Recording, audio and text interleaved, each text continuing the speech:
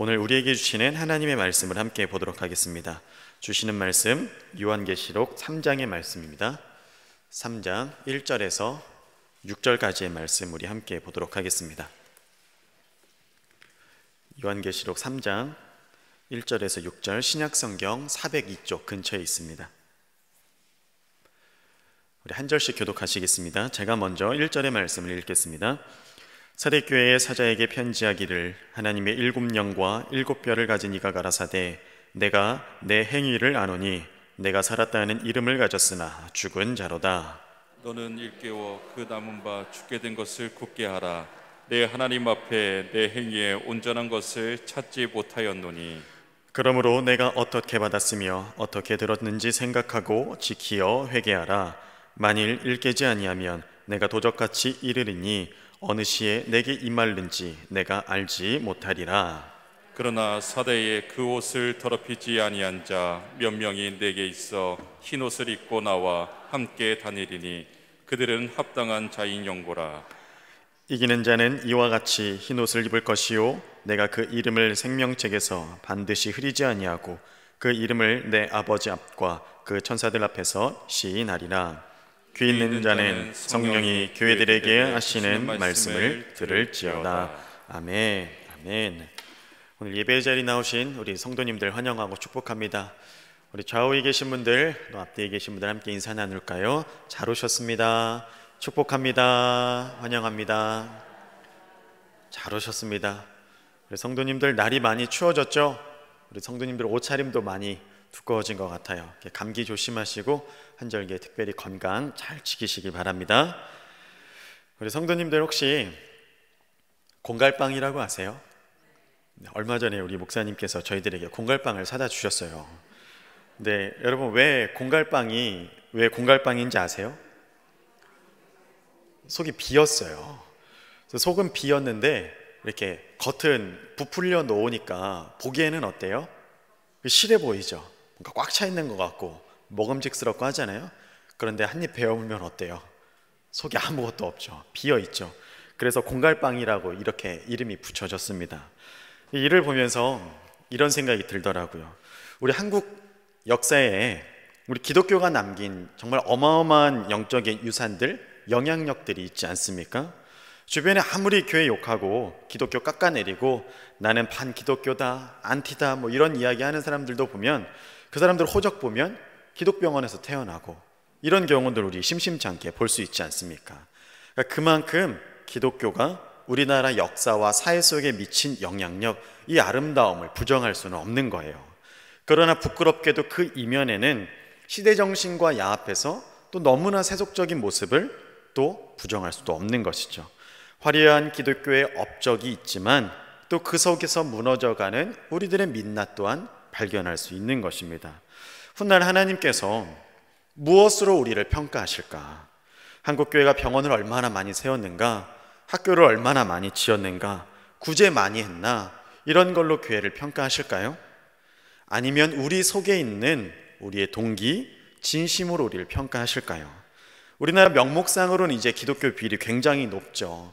그래서 우리나라로 선교하러 오시는 선교사님들 없어요. 그렇죠? 그래서 복음의 관역에는 벗어나 있는 것처럼 그렇게 견고하게 여기고 있지는 않은가. 그래서 이렇게 크게 부풀어 올라 있는 것 같은데 속은 비어 있지 않나, 이런 생각을 해보게 되었습니다. 오늘 우리가 읽은 말씀, 함께 나눈 요한계시록의 이 말씀에 나타나는 이 교회가 바로 이와 같은 모습이었어요. 겉은 화려하지만 속은 비어 있고 살아있는 것 같지만 죽은 자라고 하는 사형 선고를 받은 사대교회 이야기를 우리에게 전해주고 있습니다. 여러분, 이 사대라고 하는 지역은 굉장히 부유한 지역이었어요. 그곳에서는 소아시아 지역에 가장 큰 금맥이 흐르는 금광이 있었어요. 그럼 여러분 얼마나 부유했겠습니까? 근데 여러분, 금맥이 흐르고 금광이 있다는 것은 부유하다라는 것을 뜻하기도 하지만 또 하나를 뜻하기도 해요. 무엇이냐면 전쟁이 끊이지 않았다. 지금도 여러분 우리 중동 지역에 보면 전쟁이 끊이지 않죠. 왜 그렇습니까? 석유가 있잖아요. 돈이 되는 것들이 있잖아요. 돈이 되는 것들이 있으면 전쟁이 끊어지지 않아요. 바로 이 사대교회도 마찬가지로 금맥이 흐르는 금광이 있었기 때문에 로마 시대에 훨씬 이전부터 전쟁이 끊어지지 않았습니다. 이렇게 자주 전쟁이 치러지고 이렇게 전쟁과 죽음이 삶과 밀접한 연관이 있으면 사람들 의식 속에 어떤 생각이 드냐면 죽음과 밀접한, 죽음과 뗄래야 뗄 수 없는 그런 의식들을 가지고 살아갑니다. 왜 그렇겠습니까? 전쟁이 일어나서 우리 아버지가 돌아가셨을 수도 있고, 누가 침략해 와서 내 가족의 누군가가, 내 이웃의 누군가가 죽는 일들이 빈번하게 일어날 수밖에 없었기 때문입니다. 그리고 이러한 흔적들이 사람들 삶 속에 밀접하게 있다 보니 자연스럽게 종교가 발달하게 되는 거예요. 여러분, 우리도 그렇죠. 사람이 가장 겸손해지는 순간이 언제입니까? 임종을 앞두고라고 하지 않습니까? 자기 주먹 믿고 자기 실력 믿고 이렇게 살아가도 죽을 때가 되면 아무 의미 없고 아무 소용이 없다는 걸 알기 때문에 누구나 죽을 때가 되면 겸손해지고 절대자를 찾고 내세를 소망하는 이런 경우들을 우리 심심치 않게 볼 수 있습니다. 사대 지역은 이러한 이유 때문에 다른 지역보다 종교성이 굉장히 발달했어요. 이러한 종교적인 배경을 가지고 있다 보니 예수 그리스도의 복음이 전해지는 그 부분에 있어서도 수용력이 빨랐던 것 같습니다. 그동안 몰랐던 새로운 종교가 들어온다고 하니 이것을 발빠르게 받아들인 것이죠. 그런데 그 속에 생각하지 않은 조화가 일어나게 된 거예요. 사람들이 교회는 나와요. 그리고 입으로는 예수 그리스도를 시인합니다. 그런데 기존에 가지고 있던 이방 종교를 믿는 이 신앙, 그 세계관, 그 가치관도 버리지 않는 거예요. 그러니 이것이 서로 섞이는 거죠. 좀 혼합이 되는 거죠. 교회도 나오고 예수님의 이름도 부르지만 이방의 세계관, 가치관도 여전히 간직하고 있는 것입니다. 마치 구약 시대에 바알을 숭배하고 있는 이 신앙과 여호와를 숭배하고 있는 이 신앙을 같이 이렇게 가져갔던 이스라엘 백성들과 같은 이 모습이 있는 것이죠. 여러분, 그러니 어떻게 되겠습니까? 그들의 종교관과 세계관이 어떻게 되겠어요? 예수 그리스도의 복음이 우리 내에 들어와서 그 복음으로 시대와 상황을 변화시키고 그것이 우리의 삶을 이끌어 가야 하는데 그것이 이방 세력들과 이렇게 결합되다 보니 오히려 복음이 변질되는 거예요. 복음이 타협되고 마는 것입니다. 여러분, 우리도 돌파해야 될 과제가 바로 이것이지 않습니까? 번영주의. 예수님 믿으면 잘 먹고 잘 살고 잘 되고, 이런 번영주의가 우리 안에도 있지 않습니까? 내가 원하는 것 다 이루어주는 하나님, 그것만을 놓고 우리가 열심히 기도하고 분내고 그럴 때도 있지 않습니까? 하나님 말씀이 내 삶에 적용되기보다는 내 필요, 내 원하는 것들을 위해서 그렇게 말씀을 사용하고 있지는 않습니까? 부자 되는 방법, 잘 되는 방법, 잘 사는 방법, 이런 것들이 교회 내에서도 많이 강의로도 이루어지고 그랬던 시대가 분명히 있지 않습니까? 여러분, 이런 것들은 말이 복음이고 말이 말씀이지 사실은 내 자아와 만몬이 결합된 가짜 복음이라고 할 수밖에 없지 않습니까? 사랑하는 여러분, 우리 한국교회 안에서도 또 우리 내에서도 이런 가짜 복음에 분명히 주의해야 될 줄로 믿습니다. 우리 한국교회 현실을 여러분 한번 봤으면 좋겠어요. 이제 배고픈 시절들은 다 지나갔죠. 우리 권사님들 중에 아주 힘겹고 어려운 시절 분명히 지나오셨지만 지금은 우리 한국교회가 그렇지 않습니다. 그래서 문민정부 이후에 사람들의 의식이 깨어나고 이런저런 정보들도 다 공개되면서 이제 거짓이 난무하기는 어려운 시대가 되었어요. 그래서 이제 어떡합니까? 이성적이고 상식적인 세상을 만들어가고 싶어 해요. 그래서 조금 과해 보이거나 비이성적, 상식의 범위를 벗어나면 이것을 터부시하기도 하죠. 그러다 보니 어느 때보다도 인문학적인 소양이 각광받는 시대가 되었어요.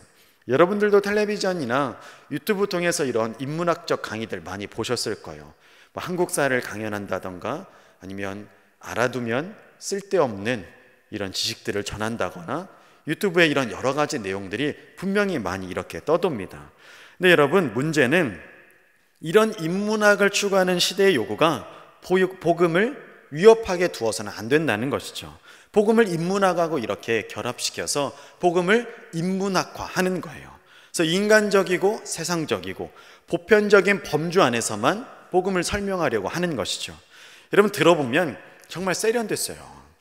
어떨 때 보면 정말 기가 막히게 말씀을 잘 풀어냈다 싶기도 해요.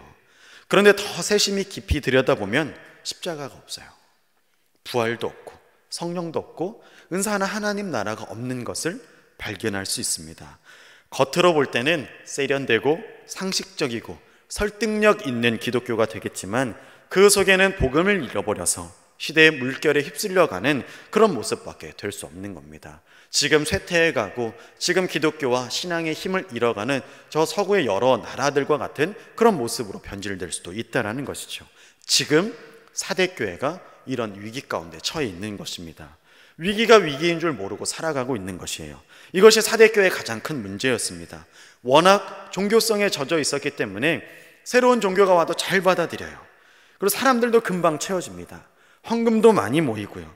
좋은 일 하자 하면 봉사, 헌신, 섬김에 내 시간과 물질을 아낌없이 내놓을 준비도 다 되어 있었습니다. 그러니 어떤 착각을 하게 됩니까? 우리 교회 좋은 교회야. 이런 착각을 하게 되는 거예요. 재정적으로 탄탄하고 사람들이 많이 모이고 좋은 일 잘하니까 자동적으로 어때요? 우리 교회는 좋은 교회야. 이렇게 되는 것이죠. 여러분, 우리도 그렇지 않습니까? 사람들 많이 모이고 재정이 탄탄하고 열심히 사회적으로 봉사 많이 하면 좋은 교회라고 우리도 그렇게 칭찬하지 않습니까? 건강한 교회라고 이렇게 이야기를 해요. 그러나 오늘 주님께서는 말씀에서 분명히 이러한 경고를 하십니다. 우리 3장 1절의 말씀을 함께 읽어보겠습니다. 우리 함께 읽겠습니다. 사대교회 사자에게 편지하기를 하나님의 7영과 7뼈를 가진 이가 가라사대 내가 내 행위를 아노니 네가 살았다 하는 이름은 가졌으나 죽은 자로다. 아멘. 여기서 행위를 안다라는 것은 우리 겉에 보이는 이 행위 넘어서 주님 속을 들여다보시는 거예요. 아무리 사람이 많고 대단한 사역을 치러냈다고 해도 그것보다 더 중요한 것은 그 너머에 있는 우리 행위 안에 있는 동기라는 거죠. 그래서 선언하시는 거예요. 내가 살았다는 이름은 가졌으나 죽은 자로다. 껍데기는 화려하지만 실상은 요란한 빈수레다. 속이 빈 강정이다. 이렇게 말씀하는 겁니다. 사대교회는 죽은 껍데기만 붙들고 그것이 신앙인 것처럼, 그것이 부흥인 것처럼 착각하고 있었습니다. 여러분, 구약의 이스라엘 백성들도 심각하게 오해하고 있었던 것이 있죠. 성전, 하나님의 이름으로 일컫는 이 성전에는 무조건 하나님 계시다라는 거예요. 성전이 있기 때문에 우리는 절대로 망하지 않는다라는 거예요. 이런 오해를 이스라엘 백성들이 하고 있었어요. 그러나 하나님 분명히 어떻게 경고하셨습니까? 우리 역대하 7장 20절의 말씀을 함께 보도록 하겠습니다. 우리 함께 읽겠습니다. 내가 저희에게 준 땅에서 그 뿌리를 뽑아내고 내 이름을 위하여 거룩하게 한 이 전을 내 앞에서 버려 모든 민족 중에 속담거리와 이야기거리가 되게 하리니. 아멘. 여러분, 무슨 말씀입니까? 순종치 아니하는 백성들, 우상 숭배하는 백성들에게 분명히 말씀하셨어요. 땅에서 뿌리 뽑고 성전을 버리시겠다. 실제로 어떻게 됩니까? 성전이 무너지고 이스라엘 백성들은 다 뿔뿔이 흩어지지 않습니까? 여러분, 십자가만 걸어두었다고 다 교회라고 할 수 있습니까? 사람들 모이고 곡조에 맞춰서 열심히 박수 친다고 찬송한다고 해서 어떻게 다 성전이 될 수 있겠습니까? 주님 계셔야 성전인 거예요. 주님이 함께 하실만 해야 그것이 음부의 권세를 이길 교회가 되는 것입니다. 여러분, 사람 모이면 좋죠. 재정이 탄탄하면 좋아요. 사회적으로 봉사 열심히 하고 헌신하면 너무나 좋죠. 그러나 모여서 뭐 하는지, 모여서 무엇을 추구하는지는 그것보다 더 중요한 줄로 믿습니다. 잘못된 동기로 모여서 만나면 안 모이는 일만 못한 거예요. 여러분, 사람들 모이는 곳에는 언제나 그 중심 가치가 있기 마련이에요. 우리 성도님들도 어떤 소그룹 모임들 아니면 동호회 같은 거 한번 참여해 보신 적 있으실 것 같아요. 산악회는 왜 모이죠? 제가 알려드릴게요. 산 좋아해서 모여요. 여러분, 그러면 축구 좋아하는 사람들은 당연히 축구하는 모임에 이렇게 가겠죠? 마찬가지로 여러분, 교회는 왜 와야 될까요? 예배당 좋아서, 하나님 좋아서, 주님 안에서 새로운 변화와 그 심령 안에서 주님이 십자가 붙들기 위해서 우리가 모이는 줄로 믿습니다. 그러나 안타까운 일이지만 다 그렇지는 않아요. 교회는 각양각색의 사람들이 모이죠. 사업 잘 풀어내려고 오시는 분들도 있고요, 이사해서 온 분들도 있고, 사람 그려서 오시는 분들도 분명히 계십니다. 그러니 깨어있는 자들, 십자가를 붙드는 자들에게 더 중요한 것은 복음을 중심 가치에 두고 예수님 주인 삼아가서 우리가 반드시 이곳이 하나님 모이는, 하나님 계시는 성전으로 삼아가야 될 줄로 믿습니다. 교회는 결코 정착지가 돼서는, 장터처럼 돼서는 안 돼요. 목적지가 되어야 하는 겁니다. 장터에서 와서 내 필요한 거 이렇게 구매하고 이렇게 사가고 정보 공유하고 여기 가니 이게 좋네, 여기 가니 이게 좋네, 이런 공유, 이런 장터가 되어서는 안 됩니다. 어떠한 이유에서든 교회에 나왔으면 예수님 만나고 성령으로 거듭되고 하나님 백성 되어야지, 내 목적 따라서 나랑 원하는 사람 만나고 내 자아적인 필요, 내 소원만 이루어가는 그런 곳이 되어버려서는 안 됩니다. 그렇게 된다면 오늘 사대교회에게 주님 말씀하신 것처럼 죽은 자다, 이런 엄중한 심판을 받게 될 수도 있는 것입니다. 사랑하는 여러분, 주님의 이름으로 일컫는 모든 일이 당연히 주님 함께 하시는 일이 되지는 않아요. 좀 어렵게 얘기했죠. 주님 일 한다고 해서 다 주님 함께 계시지는 않는다라는 거예요. 성경이 분명히 우리에게 말씀하죠. 주님의 이름으로 일컫는 성전도 그 목적대로 쓰이지 않으니 예수님 뭐라고 말씀하세요? 강도의 소굴이라고 말씀하세요. 아무리 좋은 송아지 갖다 바쳐도 삶의 순종이 없는 제사는 개의 목을 꺾어버리는 것과 마찬가지라고 말씀합니다. 구제한다고 주님 다 기뻐하시겠습니까? 선교한다고 다 주님 일이겠습니까? 그 속에 정말 복음의 중심을 세우려고 하는 치열한 고민이 있는지, 영혼 구원에 대한 분투가 있는지, 그리고 무엇보다 그 일을 하고 있는 나는 십자가 붙들고 있는지 하는 자기 성찰이 반드시 있어야 하겠습니다. 그렇지 않으면 겉으로는 주님 일을 하고 있지만 속에서는 주님을 잃어버리는 모순에 빠질 수 있기 때문에 그렇습니다. 주님이 계시고 영혼 구원 받는 새 역사가 다른 곳이 아닌 여러분들의 성전, 여러분들의 교회가 되길 주님의 이름으로 축복합니다. 우리가 하는 모든 일들이 참으로 영적인 일, 영혼을 구원하는 일, 주님이 함께 하실 만한 그런 일들 되길 또한 축복합니다. 시작은 영으로 했는데 끝은 육으로 마치는 그런 과오가 없어야 하겠습니다. 행위 너머에 그 중심에 주님이 계시고 말씀을 본질을 향한 분투가 있는지 날마다 확인해야겠습니다. 그렇지 않으면 우리도 잔뜩 주님 일 하고 나서 너는 죽은 자다, 이런 심판을 받을 수 있기 때문에 그렇습니다. 사랑하는 여러분, 사탄은 속임의 명수예요. 그래서 하나님 일을 하면서 하나님 잊게 만들어요. 그런 경험들 있지 않으세요? 주님 일 하려고 모였는데 마음 상해서 집에 가요. 주님 일 하려고 모였는데 주님께 영광 올려드리기보다는 나를 드러내고 뽐내고 갈 때도 분명히 있었던 것 같습니다. 그래서 사역이 어떻게 돼요? 겉으로 시간이 지나면 화려해지지만 속은 썩어가는, 사역은 알려지지만 우리의 삶은 무너져가는 그런 일들도 생길 수 있습니다. 지금은 돌아가셨지만 서울에 있는 온누리교회를 담임하셨던 하영조 목사님께서 이런 말씀을 하셨어요. 교회에서 분쟁이 일어나는 일은 성도들이 목숨을 안 걸어도 되는 일에 목숨을 걸고 목숨을 걸어야 되는 일에는 목숨을 걸지 않기 때문에 이런 분쟁이 일어난다, 이런 말씀을 하셨어요. 우리는 본질을 붙들고 싸우고 있습니까? 아니면 본질이 아닌 것들에 혈기를 내고 있습니까? 주님 오늘 말씀하십니다. 우리 2절 3절의 말씀도 함께 읽어보겠습니다. 2절 3절의 말씀 함께 읽겠습니다. 너는 일깨어 그 남은 바 죽게 된 것을 굳게 하라. 내 하나님 앞에 내 행위에 온전한 것을 찾지 못하였노니 그러므로 내가 어떻게 받았으며 어떻게 들었는지 생각하고 지켜 회개하라. 만일 일깨지 아니하며 내가 도적같이 이르리니 어느 시에 내게 임할는지 내가 알지 못하리라. 아멘. 깨어나라는 거예요. 회개하라는 것이죠. 스스로 깨어있다고 살아있다고 착각하고 있음에서 깨어나라는 말씀입니다. 너는 지금 죽어가고 있다는 거예요. 이제 다 죽어서 얼마 남지 않았는데 그 남은 몇 가지마저도 죽어가고 있지 않도록 일깨워서 다시 깨워 굳건하게 하라, 이렇게 말씀하고 있습니다. 그러면서 뭐라고 말씀하세요? 네가 어떻게 받았는지, 어떻게 들었는지 생각하고 지켜 회개하라.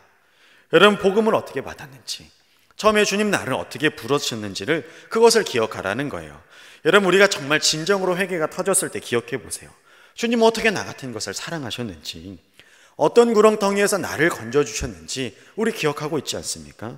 어떻게 나 같은 것을 구원하시기 위해 독생자 그 예수님 보내주셨는지 나는 알고 있잖아요. 그러니 그것을 기억하고 그것을 일깨워서 회개하라고 주님 오늘 말씀하고 있는 것입니다. 여러분, 우리 신앙이 되게 언제부터 어긋나는 줄 아십니까? 내가 용서를 받았는지, 내가 얼마나 큰 긍휼을 입었는지를 잊기 시작할 때부터예요. 그때부터 우리의 신앙이 어긋나기 시작합니다. 십자가 말고도 다른 것을 붙들 수 있는 여지가 생기면 오만과 착각에 빠지게 되어 있어요.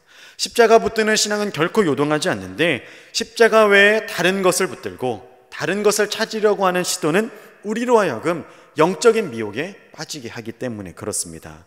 그러니 주님 계속 말씀하시는 거예요. 만약 너희가 끝까지 회개하지 않고 깨어있지 않으면 주님이 강도같이 도적같이 오실 것인데 그날이 언제가 될지는 알 수 없다.